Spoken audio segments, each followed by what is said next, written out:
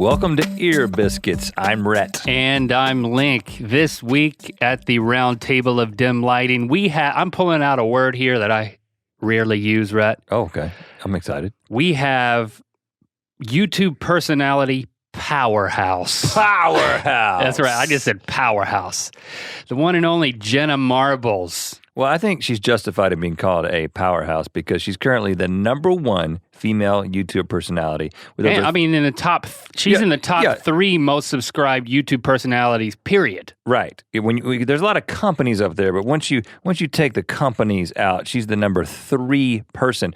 Over 13 million subscribers, over 1.5 billion views on these videos she's been making for the past few years. Okay, now Jenna caught her first viral break back in 2010 with a video titled, How to Trick People into Thinking You're Good Looking. If you were born really ugly like me, have no fear. There's steps you can take to be good looking, kind of. I've already taken some steps before we even start. I bleached the absolute out of my hair, and I tanned my skin because if I didn't, I would look like an albino. That video currently has 57 million views and counting. And after a 6-month break from YouTube, which we'll get into exactly why that happened, she started uploading weekly videos. She's been doing that for about the past 4 years. A recent example of that is Things Boys Don't Understand, Part 3. This one's got 3 million views. Let me tell you what will go a mile. Have you ever gone over to a girl's house and taken out her garbage? Or done some dishes? Hello? That is chivalry. You have swept me off my feet. If a guy comes over to my house and takes out the garbage for me, I'm sorry, but I'm pretty sure that's grounds for instant love. I love you. Want to move in? Will you be my roommate? Can I marry you? Okay, so you're in for a real treat. This conversation that we had with Jenna got real. We discussed her life before YouTube, including the dangers and triumphs of go-go dancing. Yeah, did you know there were triumphs with go-go there dancing? were some. Okay. And what it's like to be pretty much the most popular woman on the internet. What is it like to live the life of the most popular woman on the internet? Including how she's managing her current romantic relationship. Yeah, we get in there. And a lot more. She's like, oh, you want to go there? Yeah, we did. We went there. So here it is, our ear biscuit with Jenna Marbles.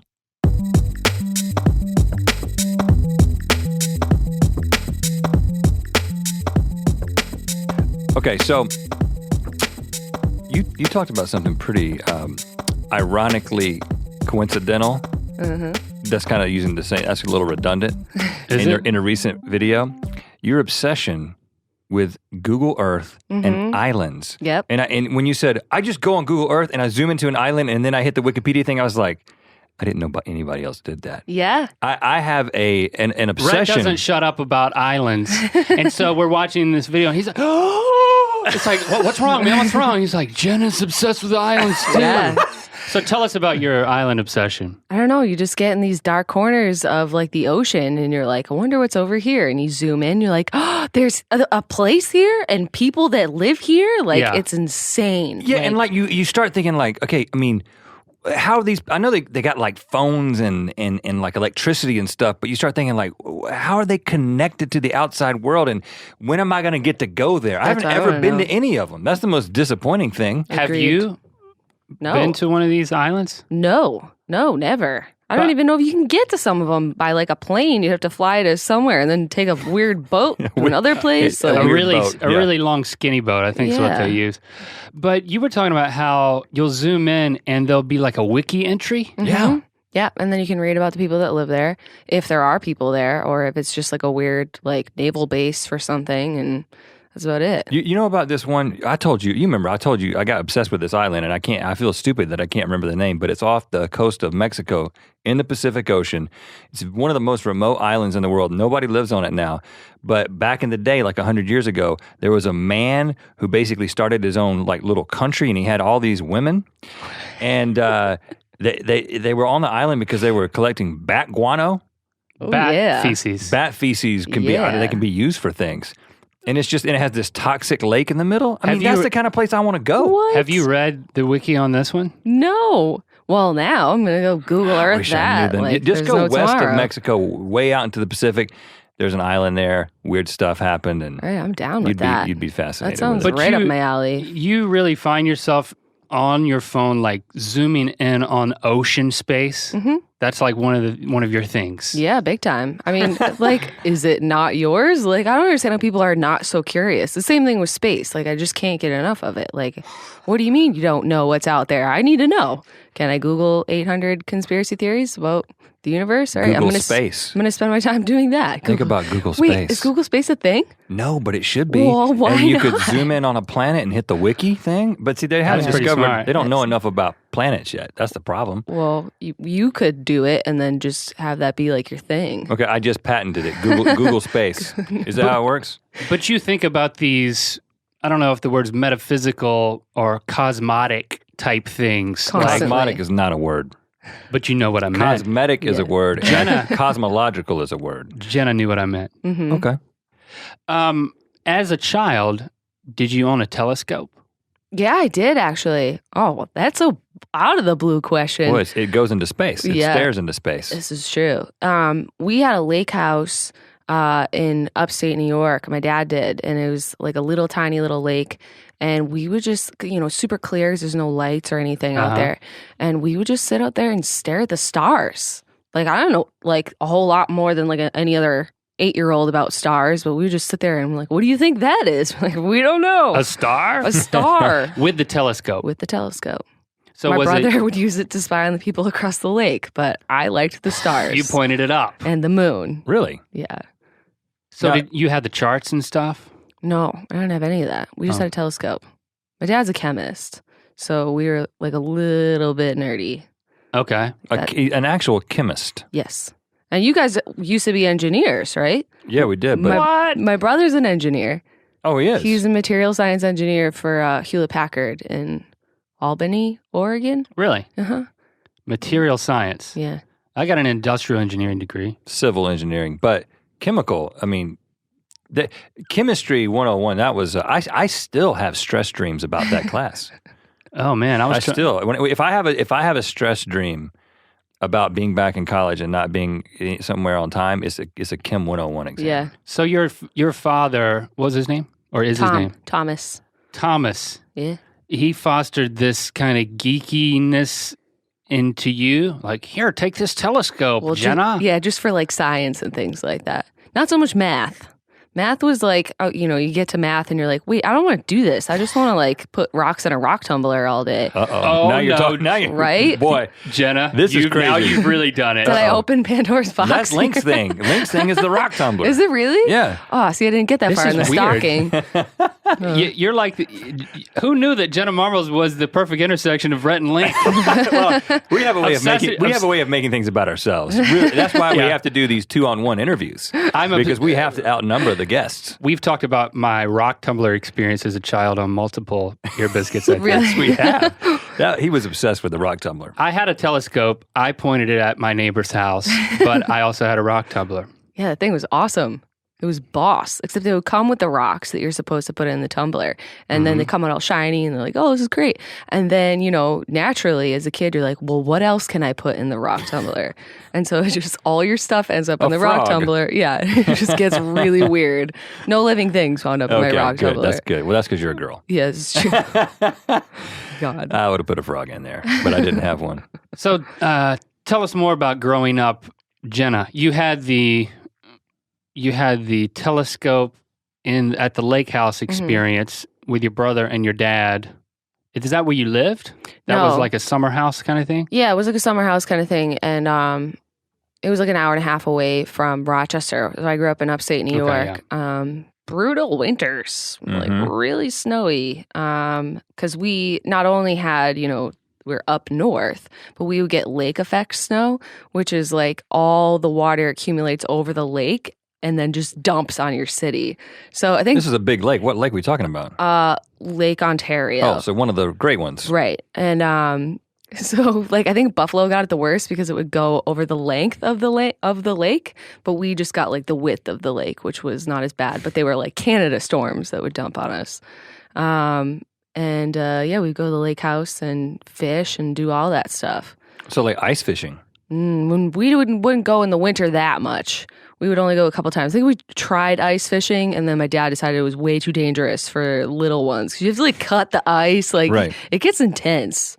Like, yeah, I'm not interested. I don't like being cold. No, me and I don't either. like fishing. No. What? You don't like fishing? No, I mean. Well, if you're cold, fishing doesn't warm you up. I don't like waiting. It doesn't. That's true. You do have to have patience. You know, I'll do one of those farms. One of those fish farms. It's cheating. You know, well, you go in there like, I'll do one of those fish barrels with a gun. I can't miss. Give me a net and like give me a pond full of salmon or something. I'm into that. Okay. What was there the entertainment spirit kind of starting to bubble up at that point? Class clown type scenario? Was any of that going on? Not at all. Really? No, not at all. So how were you? How were I? How were you? Terrified of authority. Just wanted to go to school and get my homework done. I wanted to make my parents proud and get out of Rochester was like my number one goal. I just wanted to leave the miserable town of Rochester. And why'd you want to leave, and what did you think you were going to go to? Well, like when I applied for colleges, I brought my list of schools into my counselor, and he like laughed, and he was like, "These are all safe schools." I'm like, "Yeah, but you don't understand. All I want to do is just go anywhere that's a city, because Rochester is so like nothing's happening. Like we would party in like fields, like there's nothing going on. Bonfires." Yes, exactly. And I just wanted a relatively small school because I just wanted a small class, you know? So that's all that I really wanted. And looking back, I mean, Rochester's not a bad place. It's a great place, but not for somebody that's like itchy and wants city and hustle and bustle. So that's all I wanted. And I got into every school that I applied to. And I chose Suffolk. And that's in Boston. So more of the same in college. It's kind of like the sequel of high school for you. We're not into this. You becoming an entertainer yet, still, right? No, I never thought that my life would be anything like this. Like I had a different life plan, you know. College for me was very much like, I don't know, the way that I was raised. There's a lot of strong women that surround me in my life and my family, and like who? Who do you mean? Well, my mom's sister, she was an Emmy winner for broadcast journalism. Really? My other aunt, she's actually my grandma's sister. She worked in the Library of Congress for years and years and years. I don't know what it's called, but whatever the head of copyright during like the Napster years, she was in the Library of Congress. Like these people, they don't take any from anybody. You know what I mean? That explains why your most viral video has copywritten song underneath it. Like, how does she get away with that? We got some Never Gonna Give You Up under there. I don't know how that happened. Well, it's your aunt. Oh, well, yeah, probably. Maybe. I don't know. She pulled some strings for you. You just gave us the answer. You can deny it now, but we know. I really don't even know that my aunt knows how to use YouTube. She's like 70. Well, I didn't want to derail you from the strong women. Yeah. Yeah. For college, education was really, really, really important to me. And that's why I went on to graduate school, because my education was not done. You know, I got my bachelor's degree and I was like, so I don't feel comfortable being an adult. I think I need to keep learning some things. So I put all my eggs in one basket and I applied to one graduate school because I was like, if I get in, great. And if I don't, I'm not going. Like, they took 13 people a year, and it was the Boston University sports psychology program, because my identity was so ingrained in this like sports and that sort of thing. It's so difficult to let that part of you die, like to ever see a different part of your life. You can't imagine yourself without it. Like, who am I? I have no idea. I've been doing this my entire life. So I chose sports psychology and I got in. And one of 13? Yeah. A year. It was bananas. And I got in, I went, and I met my advisor. And I would say really, like, I started getting really goofy in college, but not in any sort of entertainment way. But like grad school and after grad school is when got goofy, like really goofy. How so? Give us a for instance. Well, I was the youngest person in my graduate school program, and I felt sort of like I had my big girl pants on. I was trying to be like all these other adults, like, like we're going to be professionals in our field and blah, blah, blah. I felt like I was being myself, but just a really stuffy, boring version of myself. I needed to let my butterfly go. So where did the butterfly go to? Well, I, through a series of events, wound up working a bunch of part-time jobs, which was like a tanning salon. I was go-go dancing, which is the best part-time job ever, and I highly recommend it to anyone. Explain the mechanics of that. So Like the dancing mechanics? Yeah. A lot of twerking is one thing that happens, I think. You're basically hired either by a club or a promoter or someone to come and like dance on a stage or like a box or in a cage, like depending on the venue. Are you doing stage, box, or cage tonight, boss? Now, I think it's worth noting that you weren't doing sports psychology, right? No, I was not. So, okay, so I've never worked in my field. Right, you got your degree, though. Correct. You got your degree, and then, I mean, we kind of skipped over that. Why didn't you get a job in sports psychology? Well, I tried. A friend of mine wanted to move to Texas, and I was down because there's great sports psychology jobs there, especially in the military, like using biofeedback and things like that. And I was like, you know what, that sounds great. And then she bailed on me like the last minute. She was like, I'm not going to move to Texas. And at that point, I had told my landlord I'm moving out. Like, she just doesn't really understand the consequences of things sometimes. God love her. So we didn't speak for like a year. Like I was thoroughly convinced that she had destroyed my life, my education, like everything I'd worked for. Because there's not really a whole lot of sports psychology jobs in Boston. So that was the fork in the road to tanning salon and go-go dancer. Correct. I was putting food on my table, keeping a roof over my head at all costs because not that I have anything against people that do this, but it was never an option for me to be anything but financially taking care of myself, like, oh, Jenna, you can move home was never a conversation that anybody had. Like, it's just not a choice. Like, you're an adult, figure it out. So I busted my ass to do whatever I could to just feed myself. And, it's not the most fun thing in the world when, you look at your degrees and you have nothing to show for it. You have no job. You're literally cleaning people's sweat out of a tanning bed while they treat you like some big, dumb, blonde idiot at your job. And it's just infuriating. You know what I mean? And I just felt like I had worked so hard and it sort of got thrown away for a lot of different reasons. And it's interesting because there's that scene at the end of that first huge video where you're like crying, holding your degrees. Yeah.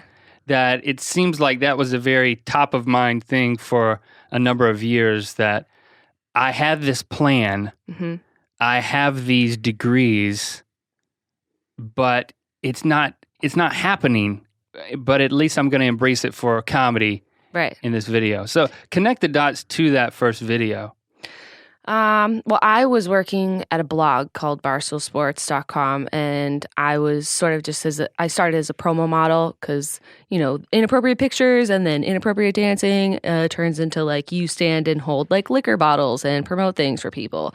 So I got a job as a promo model for the owner, Dave Portnoy. And then... So he saw you go-go dancing. I think he found pictures of me.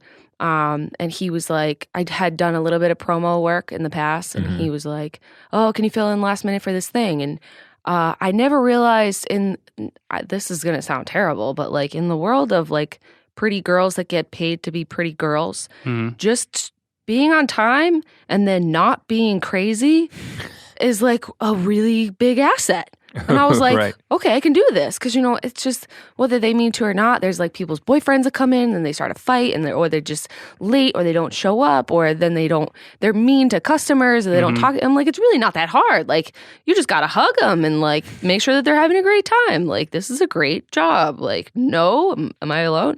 But I do think you have to be at least in the right mindset in order to do that. You know what I mean? Like, know that it's your job to just stand there and do stuff and look cute and make sure people are having fun. But then he called me one day and was like, do you want to be my assistant and like help me do stuff? And I'm like, are you kidding me? Because it was, one of the first times I was going to be able to have one job, like, and not go to 20 jobs and not work through the night every night. And then that turned into a writing gig at the blog. And he really helped me like find my, voice and that sort of thing. And what were you writing about? It started off as like a guest blog on his blog. So his blog is sports and hot girls and viral web material and that sort of thing. Mm-hmm. And he would just have me sort of write little blogs about anything just from a girl perspective. Mm-hmm. And he came down into my office one day and was like, you can write? And I'm like, what do you mean I can write? Like, I went to school. Like, what do you mean?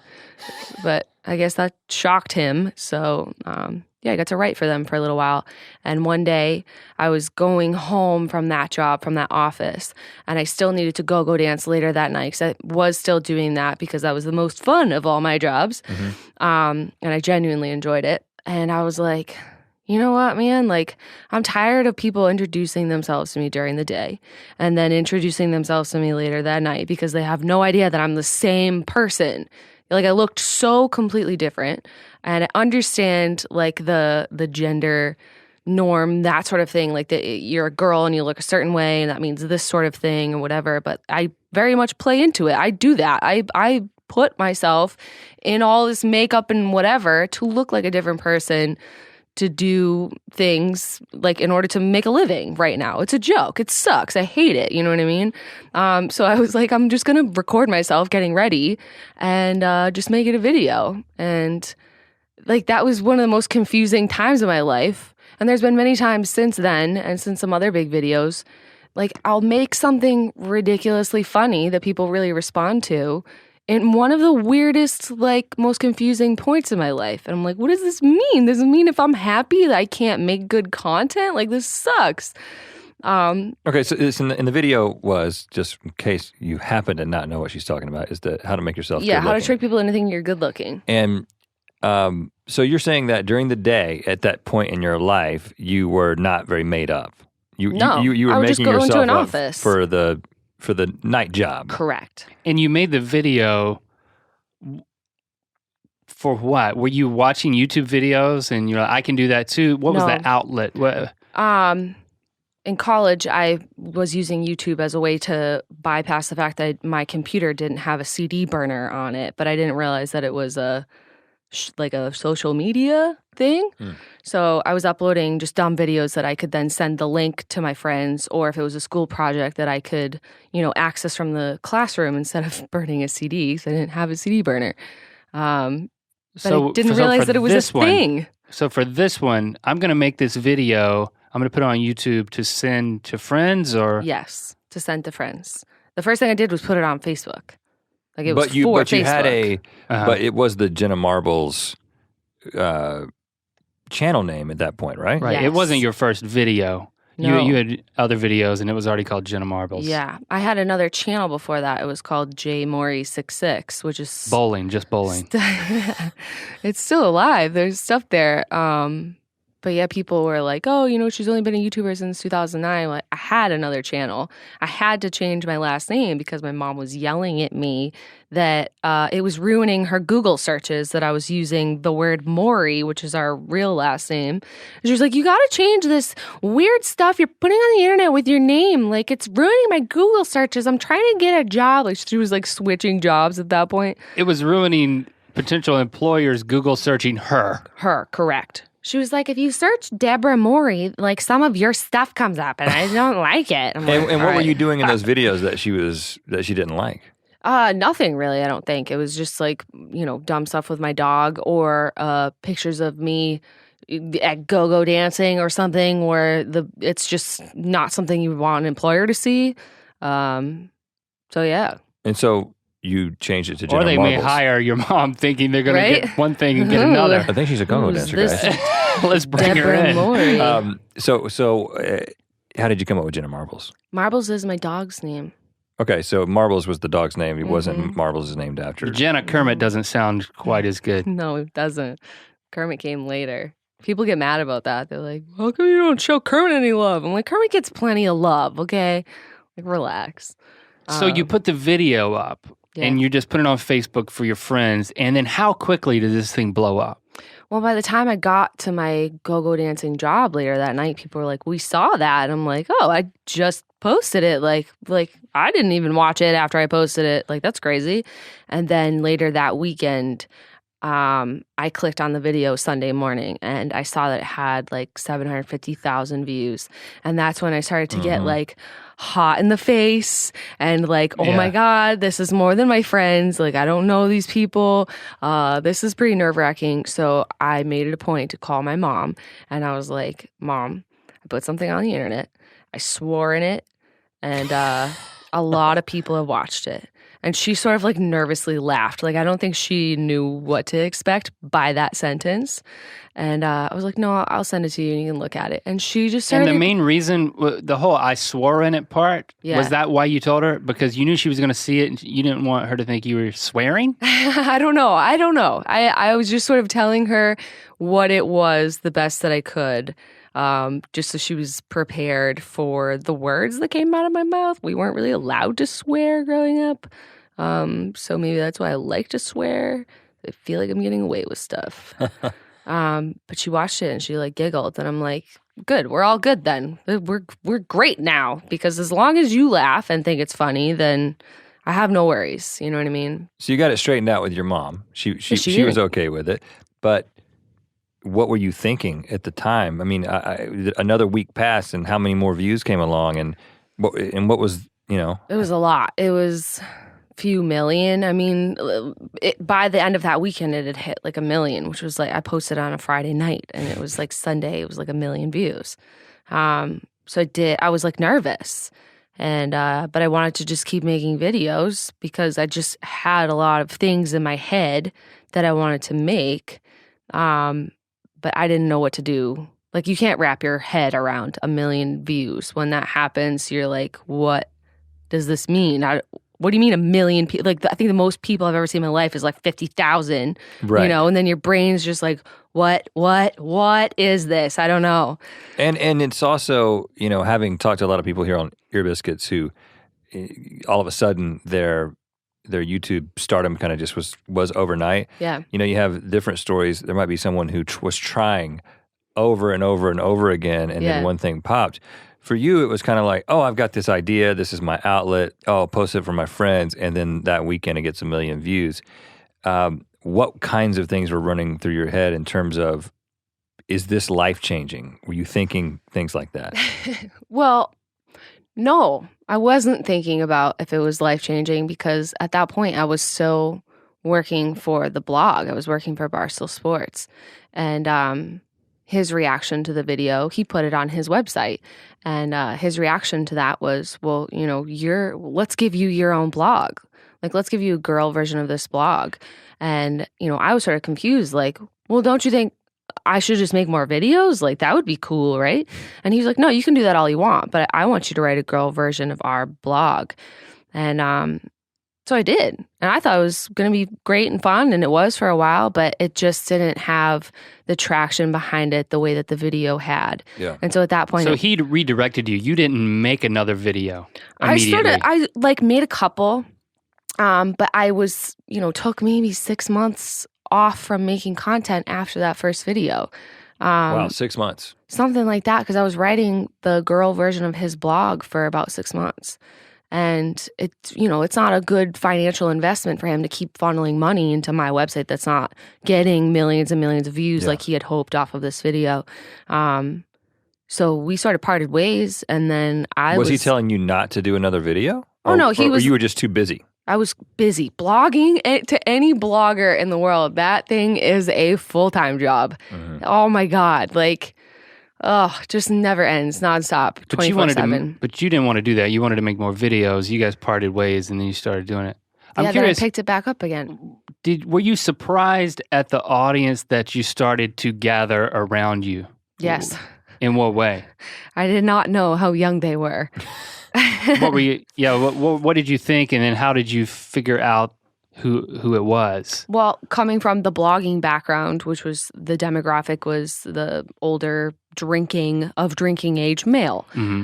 So those are the people that followed me to YouTube. But then the other people that were watching me, I was like, how old are you? Like, this doesn't make any sense. Like, you'd click on someone's channel that had commented on your video and you're like, but you're like 13. Like, I swore I like drank in this video. Like, what do you mean you can watch this? Like, where are your parents? But totally not the point, because kids can watch whatever they want, and they do.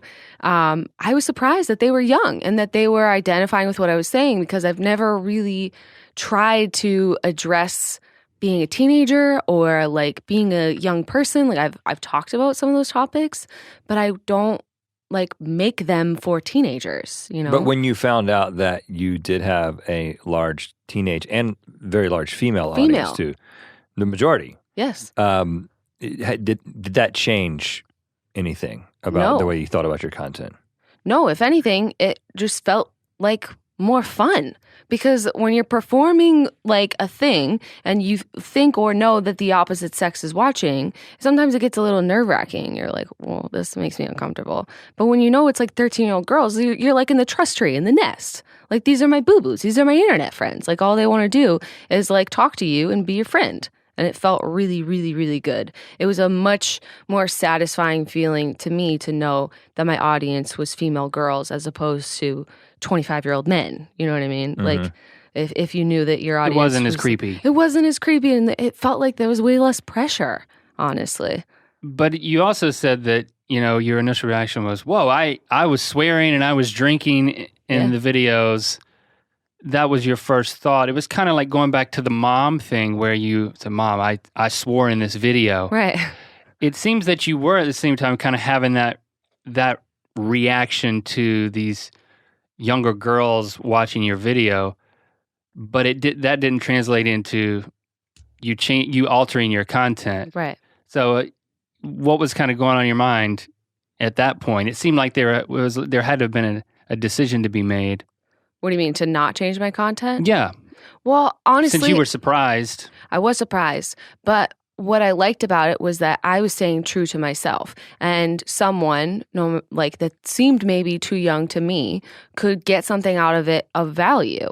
So who am I to say that you're too young to be watching this, and that because the people that are watching me are of a certain age that I should do something different or more appropriate? Like, it's not my place. If you want to watch my video, that's your thing. And if they take something from that maybe a parent would feel is inappropriate, then they're going to get that information or material somewhere else. Like, it really doesn't matter. But I can only be myself. I can't talk about things that don't matter to me.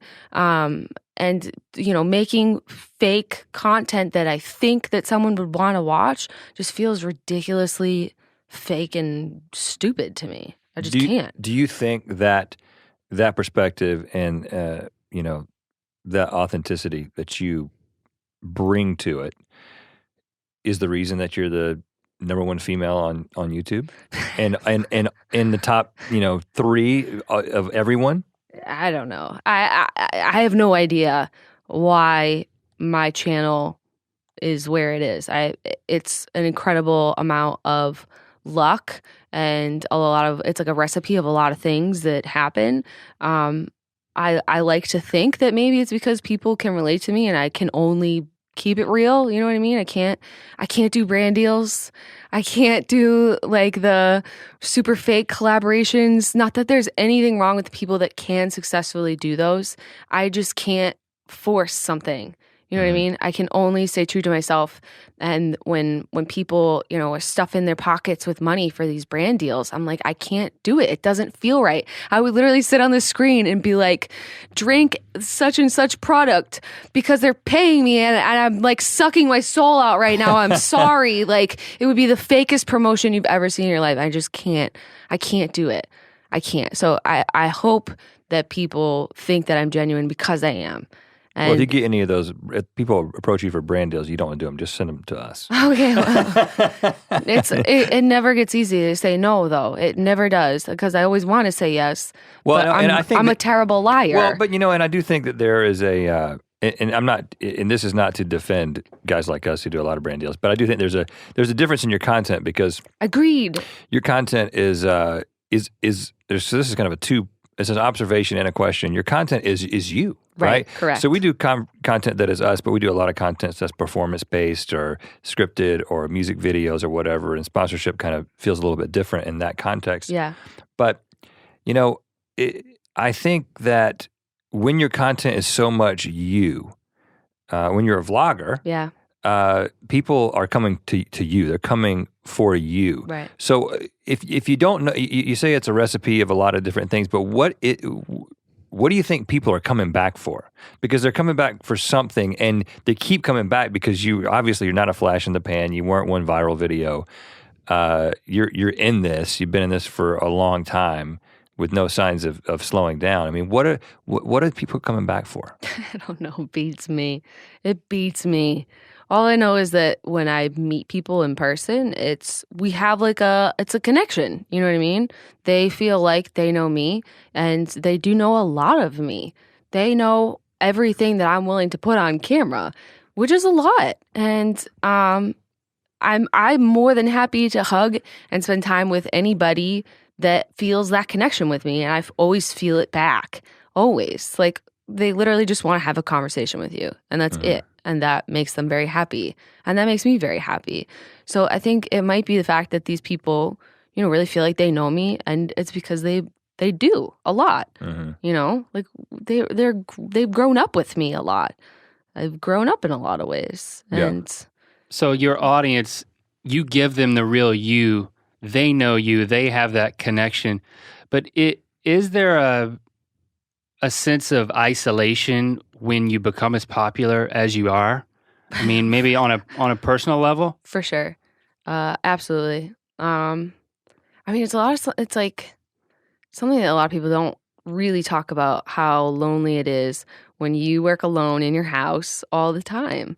And that's why I was late today, and thank you very much for letting me be late, because one of the only things that I do is leave the house to go lift really heavy stuff every day, and it's really important to me because you're work for a moving company?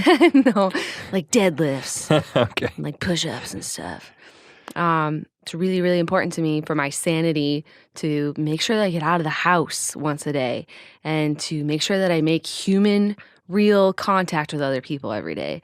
And, it's really easy to not take care of yourself, like to go a little bit crazy, to have like weird internet hours, which always turns into like the dark internet corner hours at like 2 a.m, like, where am I? Because I'm not married, don't have kids. Like, I don't have this sort of like innate family structure. It's like me. Mm-hmm. So like when you're depending on yourself to sort of like create your life, sometimes you're just like, oh, whatever, we're just going to do anything that I want. And then you don't have any structure, right? My Wednesday videos keep me honest. But then the rest of it is sort of just like when my brain allows me to like put myself out there, I put myself out there. But it is lonely. And I'm not sure if it has anything to do with the level of popularity, because I felt just as lonely and isolated in Boston when I lived there. I moved out here like 3 years ago, I think, because I sort of thought like, oh, well, here's all these people that do the same thing as me, and I'm alone in Boston, and everybody works in finance and doesn't understand what I do. But now doing this, even your closest relationships by default become the most public. Yes. You went through a very public breakup. I did. And so, not that public. It's not like you didn't film the whole thing. God awful. Yeah. But people did know that was a thing. Yeah. Because you had a relationship, you guys were in each other's videos, and it was, then when that ended, there were tweets flying back and forth. You're telling us, okay, I don't have a lot of people in my life personally. Mm-hmm. Yeah. And then when the closest people are on display. Yes. It's very, very hard. So, with the Max situation, how did you deal with that? How did that feel to you? You want the honest answer? Yeah, of course. We're going to go there. All right. This is Ear Biscuits. Ear Biscuits. When Max and I broke up, it was like, I'm sure Max is going to kill me if he ever hears this because I'm not. He doesn't listen to this. We'll put a block on his IP address. He'll never hear it. No, he wouldn't. We're in a good place now, but our breakup was like a long time coming. We met each other when I was 21 and he was like 22, and it started off on the wrong foot. We didn't really trust. He was dating everyone and I was dating another guy, and it just sort of started this like fling level, like, sure, whatever, you're cool, like I like you, and then couple years later we like moved in together. It was like a very adult relationship, and we moved to LA together, and he quit his job for me. He worked in real estate development and he was really good at it, and he has this great education and great family, and I think I can't speak for them, but I imagine they're sort of like, well, what are you doing? Like, why are you quitting this great job that you've worked so hard for? And it was because we were in love and blah, blah, blah. And he was with you before, during, and after the... Yeah, we were together for like almost 5 years. So he was there with me through everything. Mm-hmm. Like, he was my rock, And we moved to LA and he sort of just helped me. And, as anyone would, it's sort of like, well, why do you get to have this cool life? And I'm just over here, like, helping you. Like, this doesn't make any sense. And Max is more than smart and capable and funny. And he was a great sounding board for me to bounce ideas off of. But in our personal relationship, like, we had a lot of issues that never got resolved from when we started. And there's a lot of hurt, like a lot of distrust, a lot of pain. And it was so frustrating to me to look back and see some of like my best content came out of this time. And I was like so sad, like really sad, really, really in love. But we just had sort of like a bad romance at the time, and it needed to end one way or another. And it ended. And I got obliterated drunk for 2 weeks straight. Long story short, the way that I dealt with that was incredibly immature, but it was like I really felt like I just could not be in my brain space. And I woke up after 2 weeks basically of just being an idiot. I was like on chat roulette, like get my friends, like, yeah, can you come over, man? Like, let's hang out. I got to get drunk. And I woke up and I was like, what am I doing? Like, something terrible is going to happen to me if I keep doing this. Like, I have to pull myself together, But I had uploaded like a video of extras. Like, I was trying anything because when you have this like horrible hole in your heart, you're like, how in the world can I possibly be funny at this moment? I can't be entertaining. I can't think about anything other than just trying to make it through the day.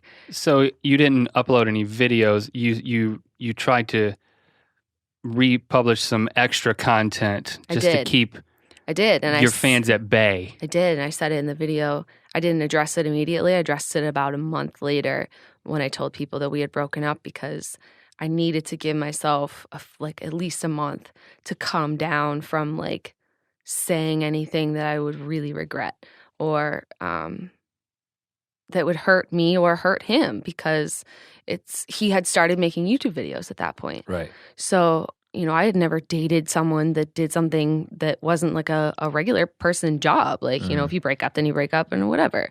But this was the first time that I was like, I can't say something. All I have is my voice and my genuineness.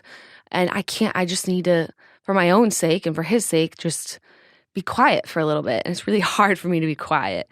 But that was really, really hard for me to just address my audience and say, I don't feel good this week, and I'm really sorry. I just got to put up some extras, and I didn't say what it was about, and that was really, really difficult for me. Well, an interesting thing about that too is that there are a lot of vloggers who will share about new relationships, existing relationships, ended relationships. Now that a lot of times isn't very entertaining, and you are very entertaining, and I think you think about your audience. So you weren't like, I'm going through this very difficult time. I'm going to leverage this for content that will be connected to my audience because what I hear kind of underneath all that is the mentality is, I'm really here to entertain my audience. Not that you're putting on a show for them. You're being authentic, but you are performing in one sense. I mean, you're a comedian, Correct. right? And so you were like, I don't have the comedy's not coming because of what I'm going through right now, as opposed to actually making a video about the breakup. I couldn't do that. So talk about that process. Do you think it's just the generation that you're from? You know, maybe if you were 17, you would have vlogged about that, or I guess maybe. I mean, I can't say for sure, but all I do know is that had I experienced any of this YouTube or internet thing at a younger age, is that my phone? Jeez. That's not my ring. I'm not sure that I would be able to handle something like that. I feel like because I started as an adult and I'm still an adult, that I can handle sort of like thinking about this in an appropriate way. Like, what's an appropriate way to do this? Not that 17 and, you know, we just broke up and I hate this person and whatever. Not that that's inappropriate. I just think that maybe as an adult, I didn't see that as an option. You know what I mean? Right. It just didn't feel right. I didn't want to. And it's only been as of like recently that I guess I've even, you know, said anything about it, because I had put Max out there and Max put himself out there because I was out there, and he saw how incredibly rewarding and amazing it can be. So he wanted to. But you did make a decision at some point to let him have it in a couple of tweets. I did. I did. I was mad that day. But that was later. It was much later. I was really, really mad that day. Well, based on what you tweeted, it sounds like, you know, that you were justified. But I mean, I'm just reading a couple of tweets. I don't know the whole story. I don't think, it's not that I want you to go into the rest of the story. I just found it interesting that, you know, you kind of had this, okay, I'm going to be professional about this. We're just parting ways. But then there's this, you gave him one last I did. Jab. I did. And if you ask him, that's not what happened. But that's a gray area. That's a gray area of what happened there and what I said and what he says. But I mean, there's two people in a relationship. And I guess this one particular thing, or lots of things or anything, I felt very differently about. And I felt strongly about. And I was very angry in the past. I guess I've let it go at this point. But I was angry at the fact that, you know, he had a YouTube channel. I was like, what the hell? You didn't figure out your life. You figured out my life. And I was like, that's not fair. But I've stepped back from that because Max has a lot to offer as a human being. Because, I mean, I was in love with a kid for 5 years. I'm still in love with him. Will always be in love with him. But, like, who am I to say that you can't be on the internet or that should make me mad? Because that's a very childish thing to do. Because I have always thought there's enough room on the internet for everyone. Like, everyone. Everyone has a place. Anyone can just do a thing and have that be awesome. Like, it was stupid of me to even be mad about, but I was very, very mad for a long time. But I'm in a better place. Well, let's talk about the better place that you're at right now. Yeah. Kind of tying back into this idea of moving out to LA, thinking that, okay, maybe I'm going to be a part of this community. Sounds like that didn't necessarily pan out. It wasn't like all of a sudden you had a bunch of friends who were YouTubers or whatever who you were in a relationship with Max. That ended. And then now you're in another relationship. I guess I've never admitted that, but yes, I am. And that wasn't somebody you met that wasn't a YouTuber you met at a YouTube party. No, it's not. He's Tell us about Julian. Oh my God, you guys are so embarrassing. What? I mean, he's in your videos. Julian is awesome. Julian is very, very, very awesome. How did you guys meet? Julian worked at the bar up the street from my house. And Max and I actually met him while we were together. So, oh, really? So Max is not very fond of Julian, I don't think. I don't think Julian's very fond of Max. But we're all adults. But Julian's freaking awesome. He's really, really awesome. And he was there for me for a lot of things. And so I'm very grateful. So, I mean, are you guarded now because of the whole Max thing being on display? I mean, I guess that's what's behind you being so guarded at this point. But there's only so much you can do. I know. You are on display. I mean, this am. is difficult. I know. Well, here's the thing, is that I'm more guarded for the people that watch my videos than I am about myself. I'm obviously willing to put myself out there. Max was to some extent, so was Julian. It's not me that I'm concerned about. It's the people that get so attached to this person, and then they are very upset about us breaking up. Yeah. So I want to make sure, because it's not something that's safe for me to assume, because I'm willing to put myself out there, that anyone that I'm with is willing to be put out there, because, you know, my family and that sort of thing, friends, like, they're not all comfortable being in a vlog or being in an Instagram picture. Yeah. They don't want to. We don't put our wives in our videos. Right. Not everyone wants to be out there. So I try to be mindful of that. And I also want to test a relationship to a certain point where if someone's comfortable with it and they want to, then you can do whatever you want. You can be in here. Am I going to openly promote someone the way that I did with Max? Maybe not. Maybe I have learned my lesson from that much. But people know who Julian is. People know that we've been dating. I just try and be careful, I guess, for other people and for the person that I'm dating, you know? Right. You're trying to make it as uncomplicated as a relationship can be. Correct. Speaking of being guarded, I was just curious, in terms of video content, is there something you've ever regretted talking about or doing? Oh, well, I did make the, quote unquote slut shaming video that people were very upset about. I don't regret anything, but I wish I had done a better job explaining. Well, tell us about that video and just kind of summarize the content. Well, my goal in making that video was, as you guys know, a lot of times you get reminded that you have social responsibility to these people that watch your videos. You can't just do whatever you want and then have not a bunch of people be like, you have an audience, you have a platform. Why aren't you doing anything to help people?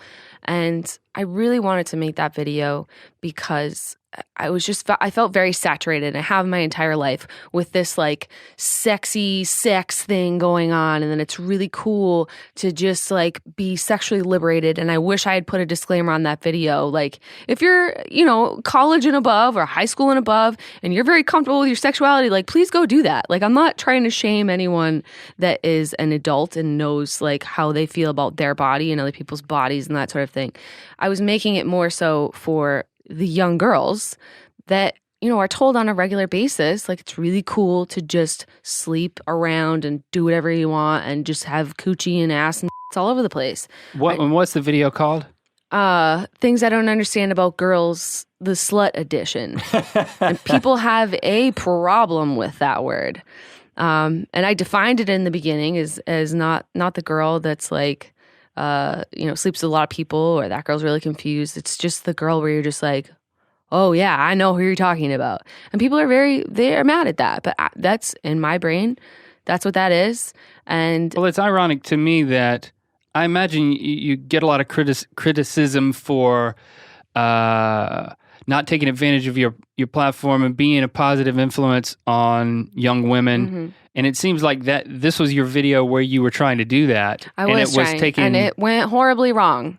It was awful. I got crucified for saying the words I did in that video. People took that as me victim blaming and saying that if you get raped or an STD, that it's your fault.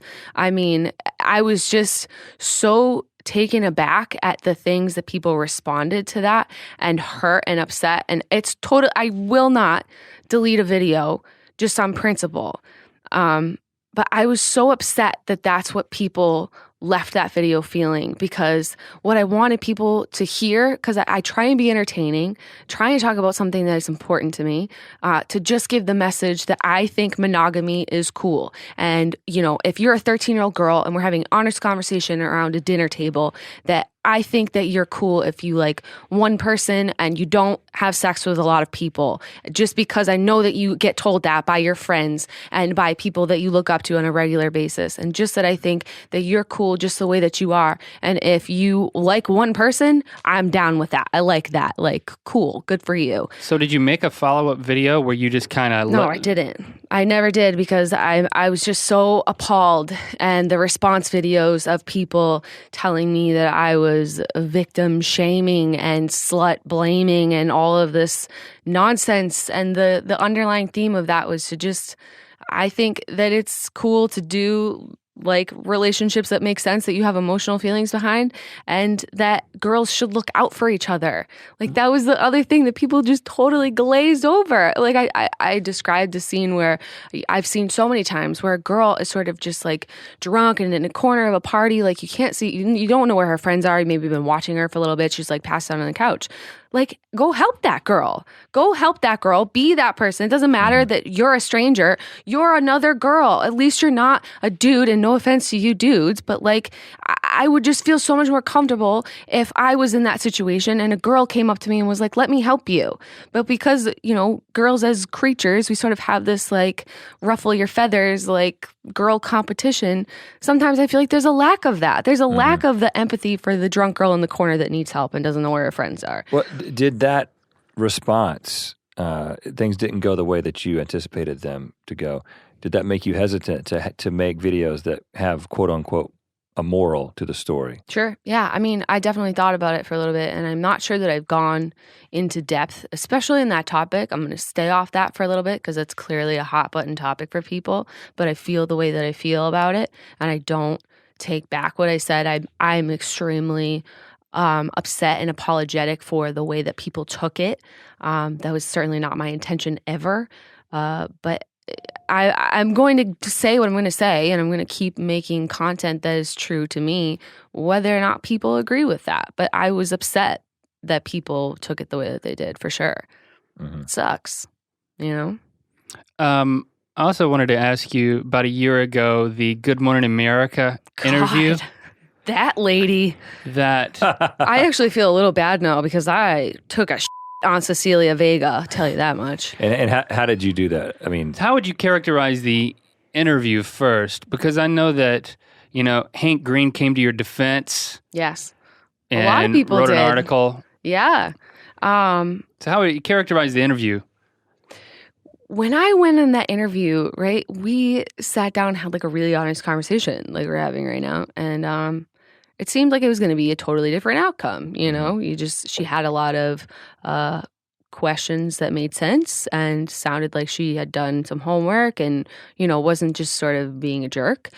And then the piece came out and she just had edited the entire thing that I was like, ridiculous and ridiculous and ridiculous and so ridiculous. And I was like, I can't believe I sat down with that woman and talked to her and like said anything of value to her, because if I knew she was going to do that, I would just sit there and give her the finger the entire time, And so I was very appreciative of the support from the YouTube community, because I feel the same way. How would you say that it made you look? I mean, for those who haven't seen it, just to characterize it in that way, when they edited, the one question, I wish I had counted how many times you said ridiculous, and then they did a montage of it. Yes. And honestly, it made you, I mean, you watching that, it's like, oh, they made me out to be what?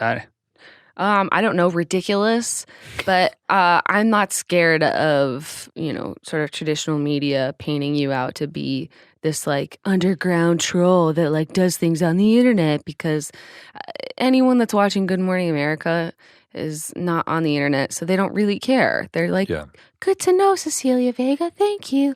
But anyone that knows how to use the internet is like, okay, that was kind of backhanded, like what the heck? But how did you respond? You said you took a on her. I did. I wrote a blog that was like, this is a perfect example of traditional media not really understanding how people consume content or want to, I don't know, live their lives because she was rude and I didn't appreciate it. So I told her that the internet's not going anywhere and you, basically.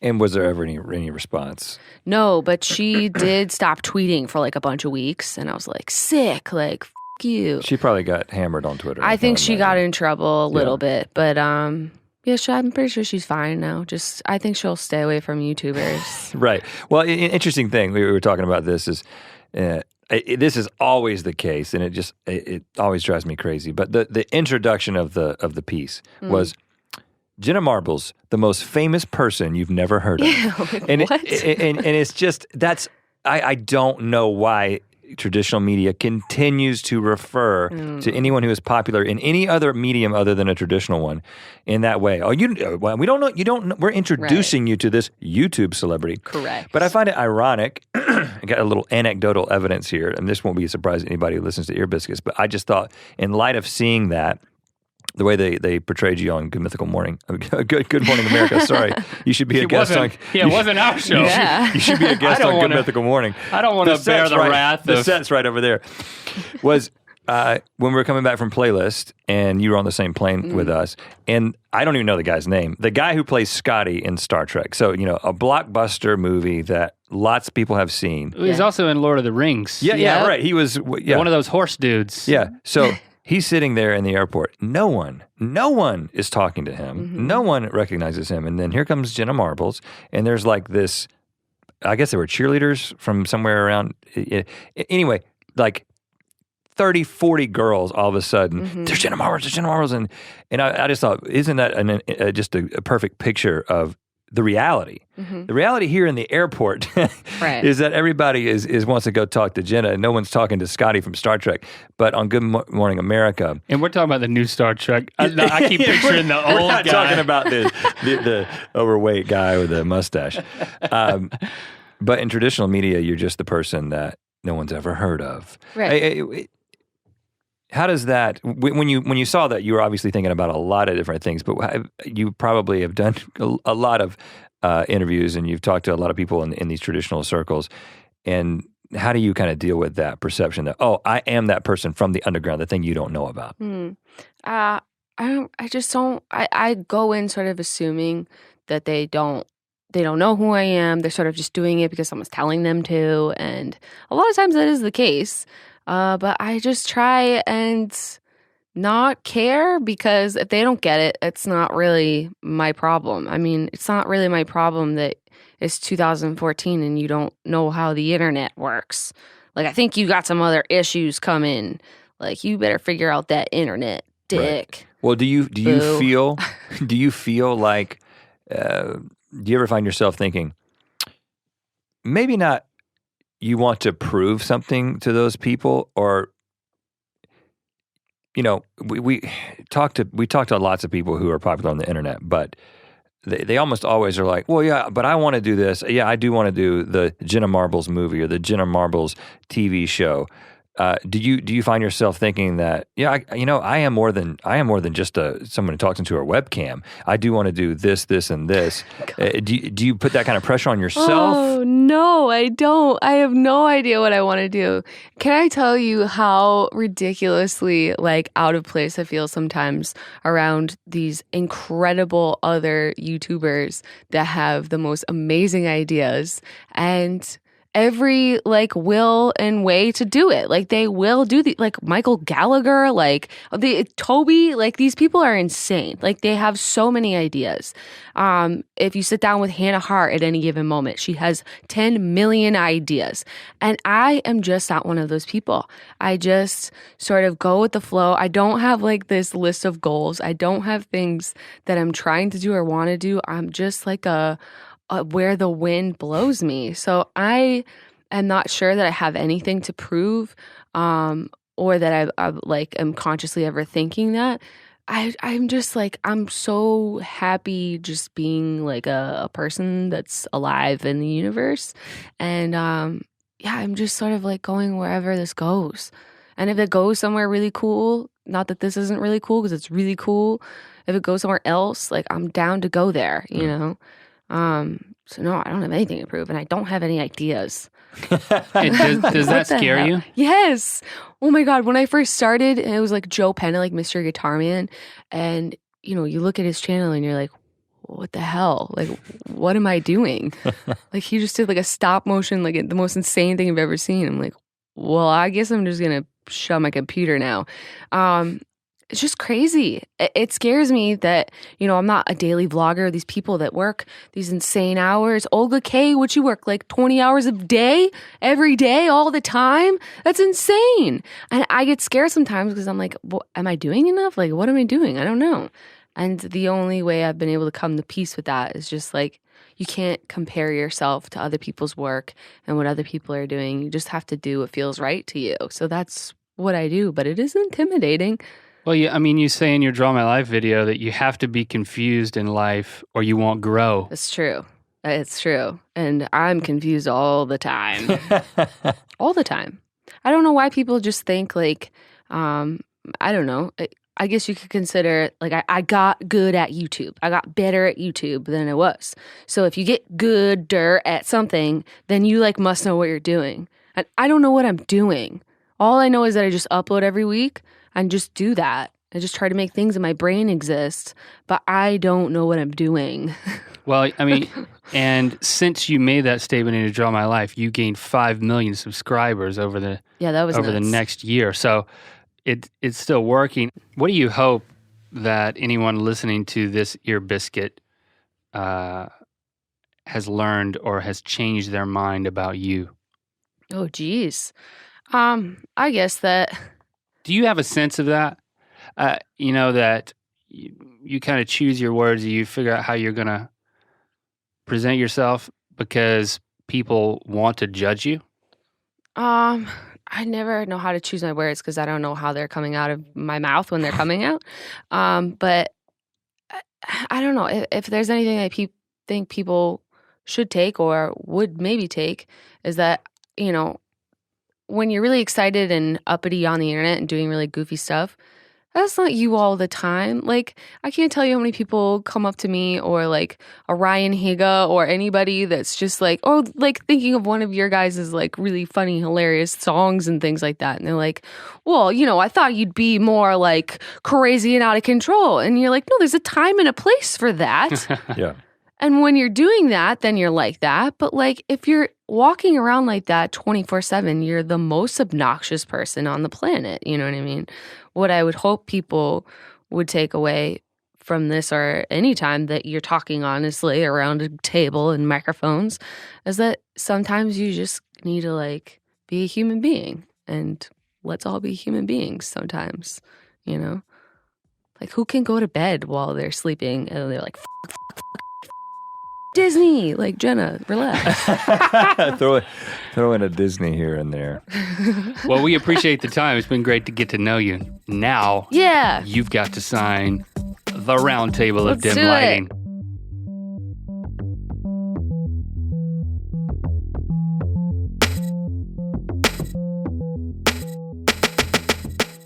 And that was the Jenna Marbles Ear Biscuit.